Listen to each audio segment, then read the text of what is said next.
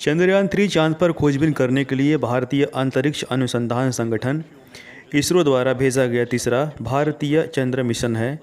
इसमें चंद्रयान-2 के समान एक लैंडर और एक रोवर है। इसमें ऑर्बिटर नहीं है। यह मिशन चंद्रयान-2 की अगली कड़ी है, क्योंकि पिछला मिशन सफलतापूर्वक चांद की कक्षा में प्रवेश करने के बाद अंतिम समय में मार्गदर्शन सॉफ्टवेयर की गड़बड़ी के कारण सॉफ्ट लैंडिंग में विफल हो गया था। सॉफ्ट लैंडिंग का पुनः सफल प्रयास करने हेतु इस नए चंद्र मिशन को प्रस्तावित किया गया था। चंद्रयान-3 का लॉन्च सतीश धवन अंतरिक्ष केंद्र श्रीहरिकोटा से 14 जुलाई 2023 को भारतीय समय अनुसार दोपहर 2:35 पर हुआ था। यह यान चंद्रमा के दक्षिणी ध्रुव के पास की सतह पर 23 अगस्त 2023 को भारतीय समय अनुसार सायं 6:04 पर आसपास सफलतापूर्वक उतर चुका है। इसी के साथ भारत चंद्रमा के दक्षिणी ध्रुव पर सफलतापूर्वक अंतरिक्ष यान उतारने वाला पहला और चंद्रमा पर उतरने वाला चौथा देश बन गया है। चंद्रमा पर सॉफ्ट लैंडिंग की काबिलियत प्रदर्शित करने के लिए चंद्रयान कार्यक्रम के दूसरे चरण में इसरो ने एक ऑर्बिटर, एक लैंडर और एक रोवर से युक्त लॉन्च वाहन मार्क 3 LBM-3 नामक लॉन्च वाहन पर चंद्रयान-2 लॉन्च किया।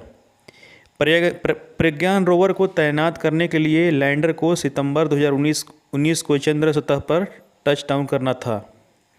इससे पहले चंद्रमा के दक्षिणी ध्रुव पर एक मिशन पर जापान के साथ सहयोग के बारे में रिपोर्ट सामने आई थी, जहां भारत लैंडर प्रदान करता जबकि जापान लॉन्चर और रोवर दोनों प्रदान करने वाला था। मिशन में सॉफ्ट सैंपलिंग और चांद पर रात के समय सर्वाइव करने की टेक्नोलॉजी शामिल करने की संभावनाएं थी। विक्रम लैंडर की बाद की विफलता के कारण 2025 के लिए जापान के साथ साझेदारी में प्रस्तावित चंद्र ध्रुवीय खोजबीन मिशन के लिए आवश्यक लैंडिंग क्षमताओं को प्रदर्शित करने के लिए एक और मिशन करने का प्रस्ताव दिया गया। मिशन के महत्वपूर्ण फ्लाइट ऑपरेशन के दौरान यूरोपीय अंतरिक्ष एजेंसी द्वारा संचालित यूरोपीय अंतरिक्ष ट्रैकिंग एक अनुबंध के अंतर्गत इस मिशन को सपोर्ट प्रदान करेगी। चंद्रयान-3 को 14 जुलाई 2023 को शुक्रवार को आंध्र प्रदेश के श्रीहरिकोटा स्थित सतीश धवन अंतरिक्ष केंद्र से दोपहर 2:35 पर लॉन्च किया गया। इसरो ने चंद्रयान-3 मिशन को 3 मुख्य उद्देश्य निर्धारित किए हैं, जिनमें शामिल हैं लैंडर की चंद्रमा की सतह पर सुरक्षित और सॉफ्ट लैंडिंग करना।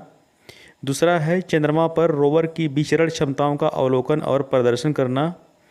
तीसरा है चंद्रमा की संरचना को बेहतर ढंग से समझने और उसके विज्ञान को अभ्यास में लाने के लिए चंद्रमा की सतह पर उपलब्ध रासायनिक और प्राकृतिक तत्वों, मिट्टी, पानी आदि पर वैज्ञानिक प्रयोग करना। चंद्रयान-3 के 3 प्रमुख हिस्से हैं: प्रोपल्शन मॉड्यूल, विक्रम लैंडर और प्रज्ञान रोवर। इसका प्रोपल्शन मॉड्यूल संचार रिले उपग्रह की तरह व्यवहार करेगा। प्रोपल्शन मॉड्यूल लैंडर और रोवर युक्त ढांचे को तब तक अंतरिक्ष में ढकेलता रहेगा जब तक कि अंतरिक्ष यान 100 किलोमीटर ऊंचाई वाली चंद्र कक्षा में न पहुंच जाए। प्रोपल्शन मॉड्यूल लैंडर के अलावा चंद्र कक्षा से पृथ्वी की वर्णक्रमीय और पोलरीमेट्रिक माप का अध्ययन करने के लिए spectropolarimetry of habitable planet earth नामक एक पेलोड भी है। चंद्रयान-2 के विक्रम के विपरीत, जिसमें 5 800 न्यूटन इंजन थे और पांचवां एक निश्चित थ्रस्ट के साथ केंद्रीय रूप से लगाया गया था, चंद्रयान-3 के विक्रम लैंडर में केवल 4 थ्रस्टल सक्षम इंजन होंगे। इसके अतिरिक्त चंद्रयान-3 लैंडर लेजर डॉपलर वेलोसिमीटर से लैस होगा। चंद्रयान-2 की तुलना में इम्पैक्ट लेग्स को मजबूत बनाया गया है और उपकरण की खराबी का सामना करने के लिए एक से अधिक उपाय किए गए हैं। लैंडर पर तापीय चालकता और तापमान को मापने के लिए Chandra surface thermophysical experiment, landing site के आसपास भूकंपीयता को मापने के लिए instrument for lunar seismic activity व प्लाज्मा घनत्व और इसकी विविधताओं का अनुमान लगाने के लिए लेगमुयर प्रोब नामक भारतीय पेलोड शामिल है।